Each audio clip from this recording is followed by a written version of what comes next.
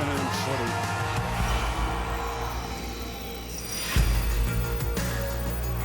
Wooden Spooners one season, the talk of the town the next. The Eels have hit the highway with a 5th win from the opening 7 weeks. Up for grabs this afternoon, and it's a desperate night side they face, but the hosts couldn't have asked for a better stage to start their early season revival. It is Newcastle and Parramatta wrapping up the Anzac round of rugby league at McDonald Stadium.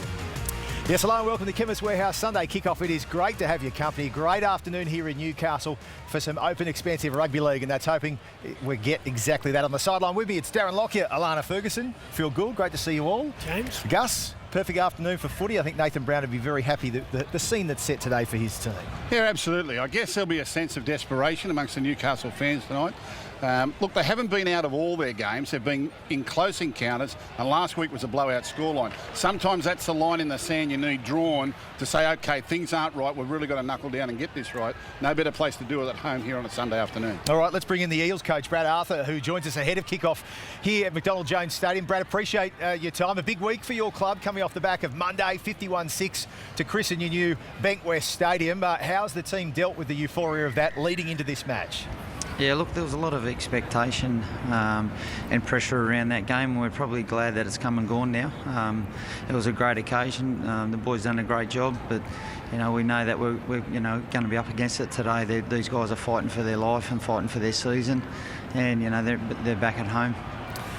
Yeah, Brad, there was a bit of a trend the last month where you've won a game and you've lost the next week.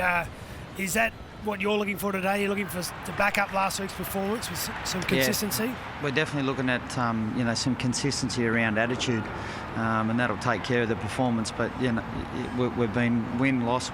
So we need to make sure that our attitude, we've come prepared to roll the sleeves up and have a real crack today. Brad, I noticed a noticeable difference with Reid Marnie, your young hooker, last week. He seemed to be running the ball quite a bit more. Is that something that you're encouraging with him as he's gaining a little bit more experience this season? Yeah, we'd like Reid to get out and give us be a bit more of a threat around the dummy half area. It takes pressure off our halves, but we need him to pick the right times and run at the right times. We don't want him just running for the sake of it. There might be some weeks where he can get 5 or 6 carries, and there's other weeks where he just needs to pass off the deck. And he's got the balance right at the moment, and we put in 2 nice kicks into the corner. But with dummy half kicks, they've got to be an 8 or 9 out of 10. Yeah, Brad, we're talking about your halves. You made the big decision, the courageous decision during the off-season to let Corey Norman go. But it's definitely made a difference to Mitchell Moses. Whilst they're great individual players in their own right, they were sort of like oil and water last year. Mitchell, in control of the team, is really in great form at the moment. Yeah, Mitch done some exciting things for us last week and over the first 5 games, but his composure and game management has been great. He's been a real level, calm influence on the rest of the playing group, and it's obviously helping with his game as well, that extra responsibility and ownership of the team. Brad, Blake Ferguson named today. How is his fitness, and what's more busted, the ribs or his schnoz? Look, he hasn't done a great deal of training, but the pleasing thing was he came yesterday and right or wrong he was playing. He wants to get out there with his teammates. He's disappointed that he didn't play for us last week, and it's a really timing and pleasing thing for the boys to get an injection of Blake Ferguson. Okay, Brad, really appreciate your time. All the best this afternoon. All right, thanks very much. Brad Authur, the Eels coach, joining us ahead of kickoff here at McDonald Stadium. Take on a night side who have someone heavily involved in the club and the cheering here this afternoon, and that's Scott Dureau. Later in the afternoon, we'll be running a piece that just shows the battle that this man is in at the moment. Most of the people who've played for this club will tell you there's no feeling like it when you run out and you hear that Newcastle chant go around. It's pretty special, and yeah, they've got a huge place in my heart. Dureau for Mullen. Double pump! Taya back inside. Dureau scores for the Knights. Beautiful, beautiful, beautiful try. I feel like now he's not only fighting for himself, but he's fighting to show others that, you can overcome and you can fight for yourself. And sometimes now I feel like he's fighting for the community and fighting for Newcastle as well, just to show people, that's Scott. He's just a fighter.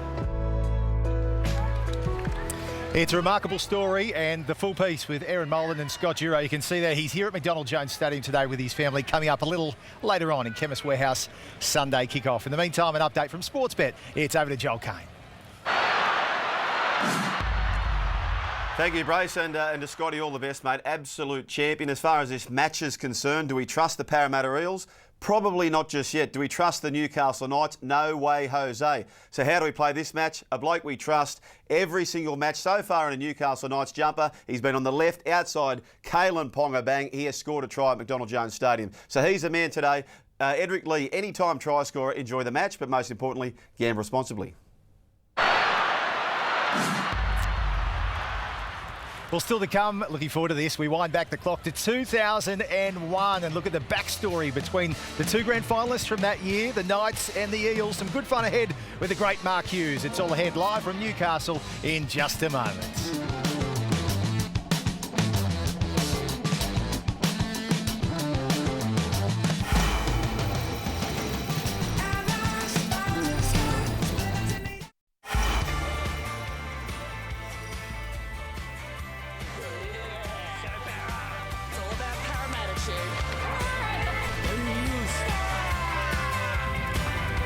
Sea of red, white and blue flags.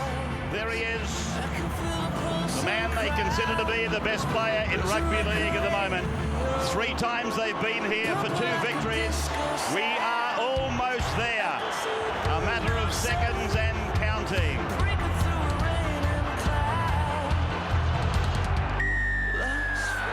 We are underway. Maybe a penalty. It's a try. First try. There it again. Simpson. Trouble. Hayden. Second try. One is through. Kennedy's over. Simpson for number 2. Hobson. He's over. Ryan is over. Hobson's over. There's the hoot-up. Newcastle have won it. Newcastle are the premiers. Second time in history. Yes, what a year it was in rugby league and for the Knights and the Eels. Great to be here at McDonald Jones Stadium with this man, Mark Hughes, who featured heavily in a lot of the highlights you just saw. Great to see you, Bersy. Great to be here, James. Let's relive 2001, the decider, but let's set the scene with what happened earlier in the year. 2 matches between the Knights and Eels, going back to round 4. It was very lopsided. Yeah, round 4. It was a packed stadium here on a Friday night, and we came out and really put a few points on the Parra boys, and it was quite a comprehensive victory for us. We had a lot of respect for them, obviously. It was early in the season, so we didn't quite probably know how good that Parra side were going to be that season. And then the Eels got their revenge, round 17. Oh, they sure did. It was during Origin season. Parra boys were on fire, and they put 40 points on us at Parramatta Stadium. It was a tough night, that one. It's a fair bit of action on the field, both with the ball, but I imagine a bit of lip out there too, and the scene was set for was a pretty spiteful and entertaining grand final, wasn't it? Oh, it sure was. Parramatta, I think they only lost four games all season. Well coached, a great young team, and they were favourites going into the game. But looking back on it with the team we had, Ben Kennedy was in absolute career best form. Obviously, Andrew Johns calling the shots. Danny Medeiros at hooker. Billy Peden scored 2 tries. Steve Simpson on the right edge, charging onto the ball.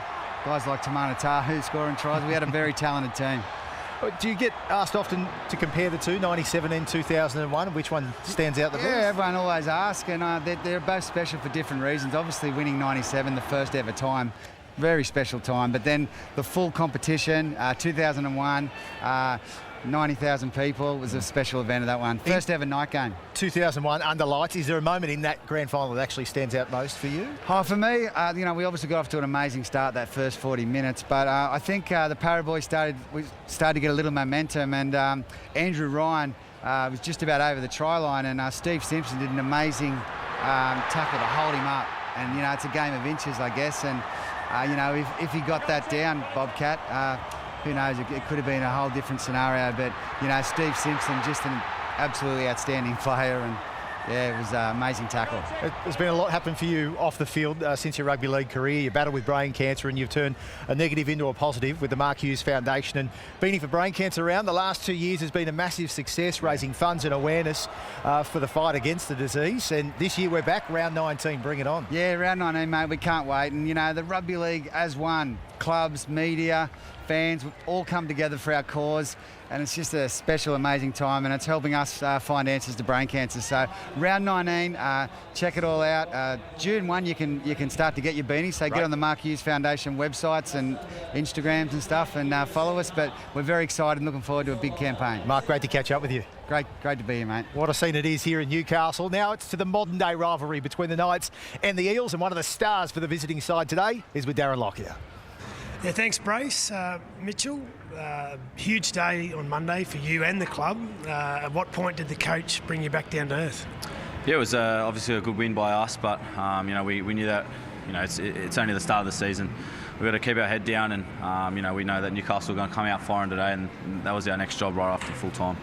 Yeah, because Monday you had 30,000 people screaming for you guys. Today you'll have 20,000 against you. How does that change the psyche? Yeah, I think we just got to keep in our circle, really. You know, we've got to simplify our game. I think if we can take the sting out of the game early and really put pressure on them and make them come out of their own end, I think it'll take the sting out of the crowd and the game.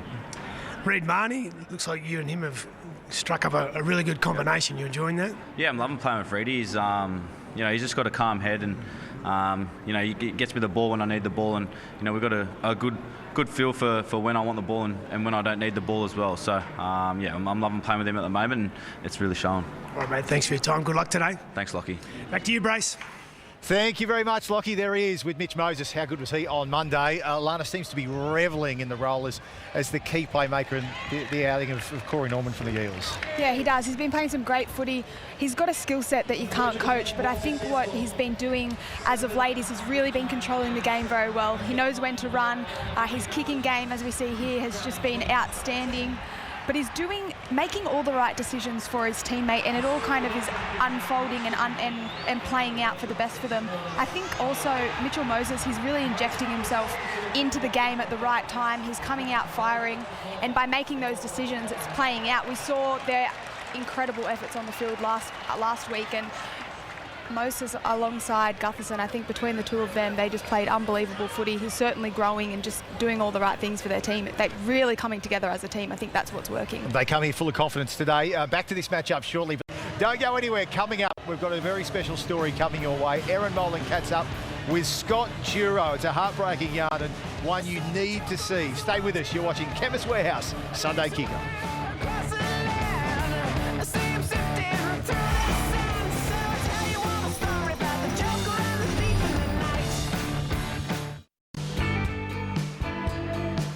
Well, Scott Dureau is in the fight of his life. The former Knight has cancer, a disease that is battering his body, but Dureau is not giving up. Aaron Molan sat down with this remarkable man whose spirit is inspiring the locals here in Newcastle and the entire rugby league community.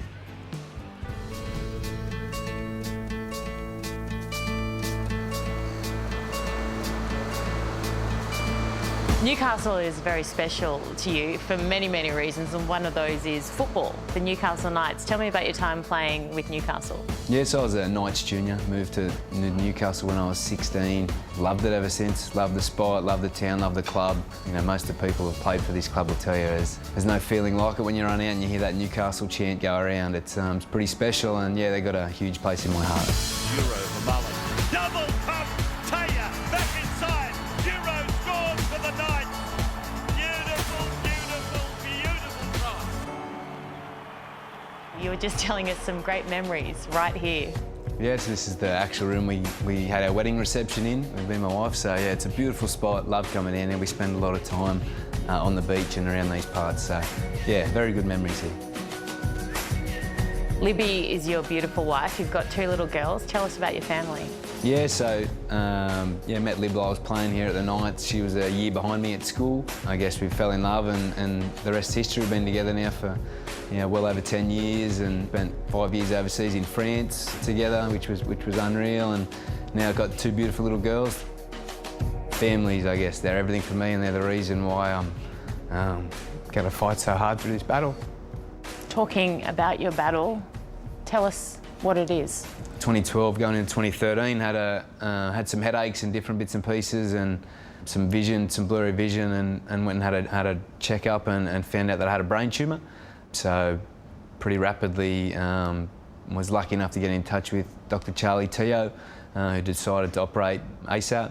He removed it all, thankfully. You're a fighter and you beat it.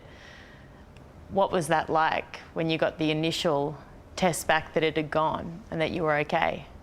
I think I jumped up and hugged Charlie Teo in his chair. I'm not sure if people do that all the time. I just sat back and looked at Libby and my mum and dad, who were with me when Charlie had said he got it all, and you just can't help but to smile. And it's hard to explain, but you just have that feeling of accomplishment and feeling that you're ready for the next stage. So you go from this high to November being told essentially that you've got 18 months. I know this is really hard, but how does that hit you?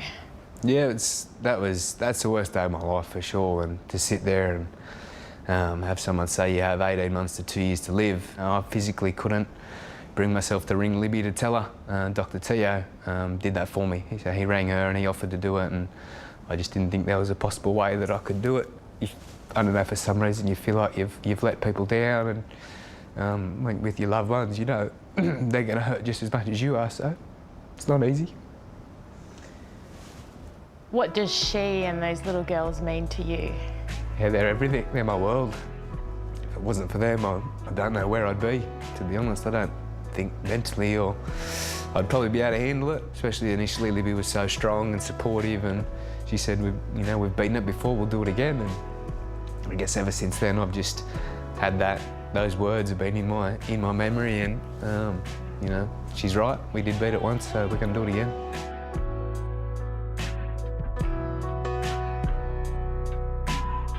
You get hope, and that's what you need, isn't it? Yeah, absolutely. So lucky enough to get in touch with a specialist. Dr. Teo actually put us in touch with for patients that have had similar to me, and when I went and saw him, he said, yeah, you can operate, and he said, we've got plenty of options, you're young and fit, there's plenty of options, there's plenty of things we can do, so let's start.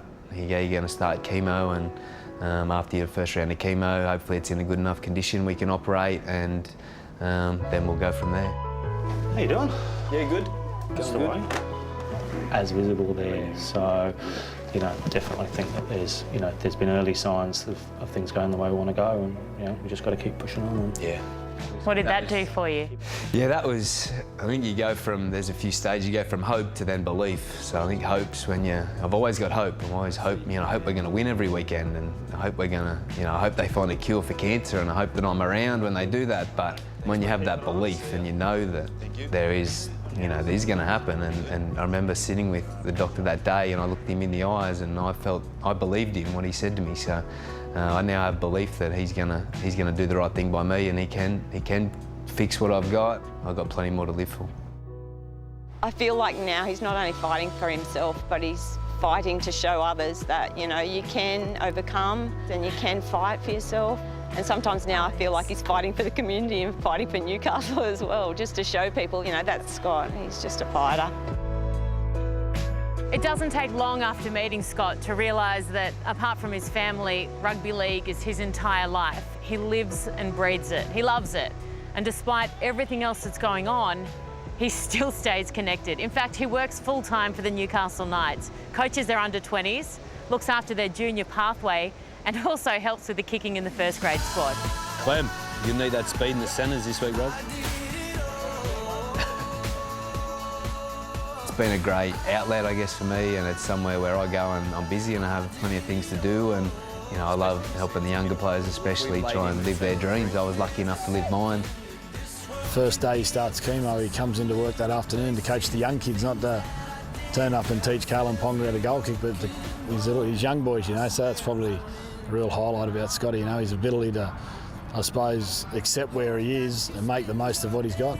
You literally wouldn't know that he's going through what he's going through, and I think that's pretty admirable, and it makes you put your sort of life or what you're going through in perspective. So he's a pretty inspirational person. Yeah, obviously a champion guy, and obviously showing his character at the moment with going through a really hard time. So anything I've had to do with Scotty, he's a genuine bloke who's super courageous, and everyone's right behind him. There's something truly unique about the rugby league community. When one of our owners doing it tough, everybody stands up and rallies. And in Scott's case, it's no different. Scott, what do you mean, Dureau? Tell me about the night of nights, the Men of League Gala. Had over 500 people, so many prizes and things donated from players and companies. Like who? And David Clemmer gave up an Origin jersey, and Cooper Cronk gave up a pair of boots, and you know, Steve Menzies, and you know, guys that are friends and people that are involved at other clubs and other organisations. People you'd never met before. Yeah, people I'd never met that had just, you know, donated prizes and donated money, and you know, I can't thank them all enough. There's no way I can. I spoke on the night to everyone and just thanked them, and I think the only way that I could thank them is by fighting as hard as I can through this battle and showing them that their support is driving me to get better, and they're driving me to win this fight. I swear It's a remarkable story, isn't it? And you can do your bit too to help out Scott Dureau, as you saw there, Men of League right behind his course, and just head to menofleague.com and follow the links there to be a part of what the foundation is doing for Scott Dureau and his family. Gus, you look at the two blokes that we've had on already this afternoon, and Mark Hughes and then Scott Dureau, the battles they've had, great people and trying to do good with the battles they've gone through as well. Inspirational, really. You know, in all my time in rugby league, and I've been in the game a long, long time, I have never in my life met a bad person out of Newcastle, ever, in all of my life. And the spirit with which this club was built and the way it plays and the people in this area and what it stands for, you know, it's no surprise that you produce young fellas like that who in the face of adversity can come out and do such wonderful things, caring about other people getting a better result than they've got. And it's really special. And the fact that our game can be a part of something like that, not just our game, but our fans and our extended fan base and everyone buy into that, it's just exceptional. And it'll only get bigger and bigger. And hopefully one day, these people who are heroes, the people who find these cures, can do more for more people. Yep. Well, he spoke brilliantly in that interview with Aaron, and we're right behind him, the team from Wide World of Sports, and wishing Scott and his family all the best in his battle. We are here at McDonald Jones Stadium for the Knights, his Knights, up against the Eels today. Let's hear from a man we just heard from in that story. Kalyn Ponga is with Lockie. Kalyn, we just finished watching a piece on Scott Dureau. What does he mean to you and the club? Just his character, his strength, I guess. It's second to none, and he goes through a lot more than what we do, and he comes to training every day with a smile, so it's just a credit to himself, really. Looking to today, you need a win, don't you? Yeah, we do need to win, and we've touched on a few things throughout the week, so hopefully we can put that into play. What's your focus today? Same as always, just keep it simple, and I want to get a few more supports, be clean at the back, and that's about it, really. Good luck. Cheers, thank you. Thank you, mate. Good stuff, Lockie, there with Kalyn Ponga. Coming up, we'll look at the form of that man, the number one for the Knights. Here we are counting down to kick off at McDonald Jones Stadium. It is the Knights and the Eels, and it's live on Nine's Wide World of Sports.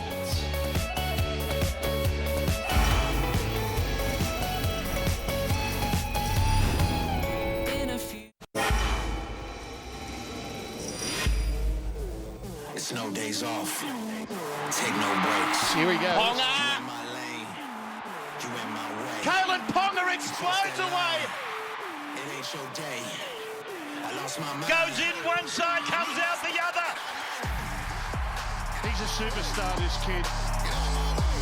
That's extraordinary attacking footy. Good on you, kid. You deserved it. Well, with the switch to 5/8 now, a thing of the past. Kalyn Ponga has been revelling in his return to the number one jersey. We've seen some of that individual brilliance over the past few weeks. And while it hasn't been vintage Kalyn Ponga, Darren Lockyer, he is your Ashley and Martin play to watch this afternoon. Yeah, he normally parks himself on the left, but he's been mixing it up lately. You see here on the right, just his speed out the back. But defenders like to hang off him because they know he can pass. He's got that cut-out pass that he goes to the winger a lot. And it's just speed to burn. Now he just runs around the fullback like he's not even there. He talked about playing around the middle a bit today, and this is what I think he should do more of. Mitchell Pearce inside, that was a try gone begging, but I think hanging around the tired Parramatta forwards late in this game today, I think that'll be a key for Kalyn. Well, Kalyn will need to be at his best because they're taking on an Eels side coming off that 51-6 thrashing of the Tigers to christen their brand new ground on Monday, and thanks to Tradie Undies, this is how the Parramatta side does line up this afternoon. Fullback, the captain, Clint Gutherson, Maker Sivo and Blake Ferguson Returning on the wings, in the centres, Michael Jennings and Brad Takarangi. The halves, young gun Jamin Seven with the 6 and Mitch Moses, star of the moment in the 7. Up front, Tepai Moroa locking down behind Sean Lane and Murata Nukore. And the front row with no Daniel Alvaro, it's Penny Terapo getting a start with Reid Marnie and Junior Paulo. The interchange, Tim Mena and Oregon Kafusi, Ray Stone and Manu Ma'u joining them there. Alana, from Monday's match though, a couple of moments from Clint Gutherson that caught your eye. Yeah, the first one's just one of those little effort areas that I think sometimes can go a bit overlooked. We see the ball here, it goes dead. Clint Gutherson, just his urgency here to get the ball and to get to that 20-metre tap before the defence had any time to set up. He got the ball to Moses and that led to a try. I think it's that desperation that's I guess rubbing off on the rest of the team, and it was one of the reasons why they were so successful. And then another thing that I've noticed in his game has just been his improvement in timing and when to run and when to pass.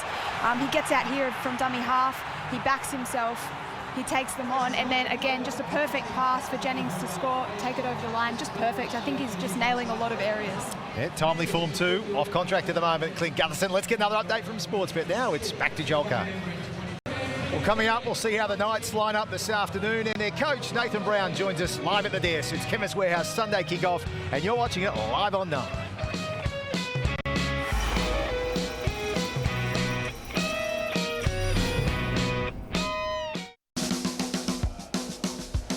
Welcome back. Well, as the Knights chase win number 2 of 2019, they've actually enjoyed a decade of dominance against the Eels, winning 10 of the last 12 matches between these two. And I'm pleased to say the coach of the Knights joins us at the desk, Nathan Brown. Afternoon, Brownie. Race, hello, mate. Very well. Couldn't ask for a better afternoon to try and kickstart your season today, could you? Great afternoon, Sunday Ave at a home ground. Yep. With the good weather, it's beautiful.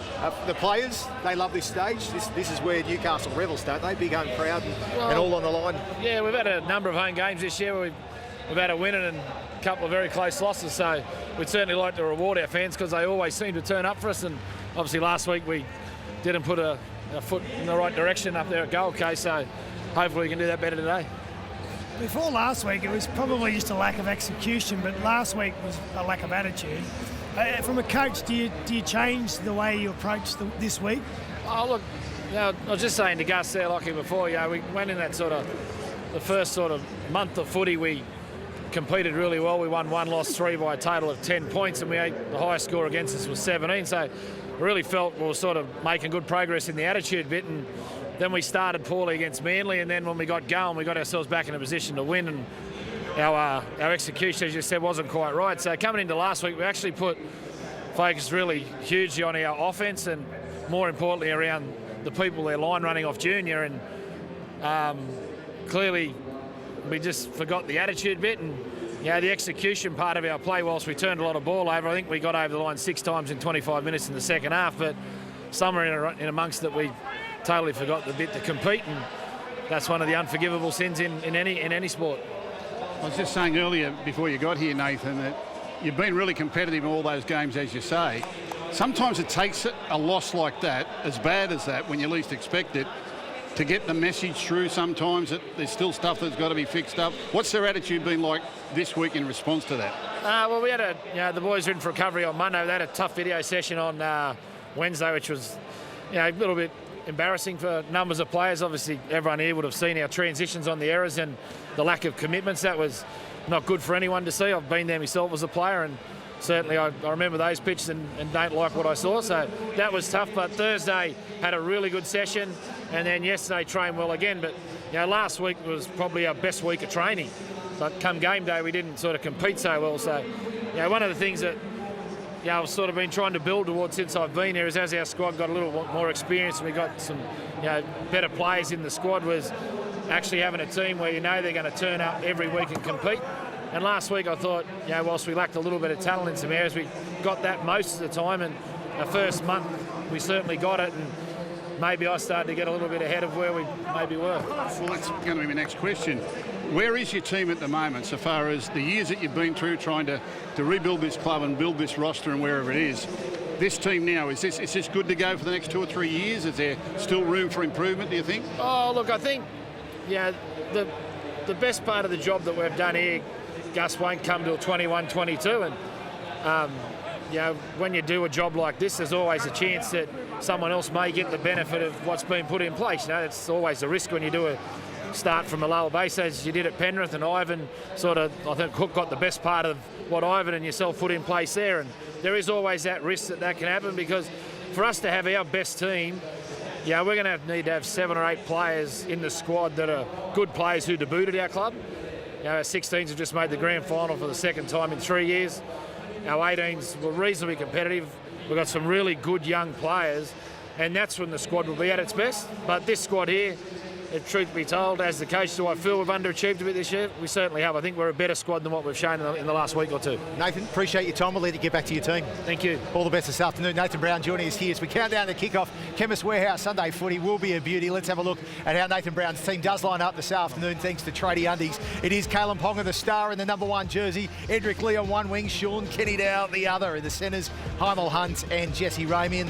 And those halves combos, well, all eyes on the 6 and 7 today. Can Connor Watson and Mitchell Pearce perform on the big stage at home? Up front, Tim Glasby is at lock with Lachlan Fitzgibbon and Mitch Barnett in the second row. The front row, David Clemmer, Denny Levi and Daniel Saifidi. And it's the bench featuring James Gavay, who moves back there, Herman Esiasi, Josh King and Sione Matautia. That's your Newcastle Knights side hosting the Eels here this afternoon. Don't go away. We're looking at some of the form Eels after the break, and then it's final predictions. Newcastle turning it on this afternoon as the Knights play host to the Eels.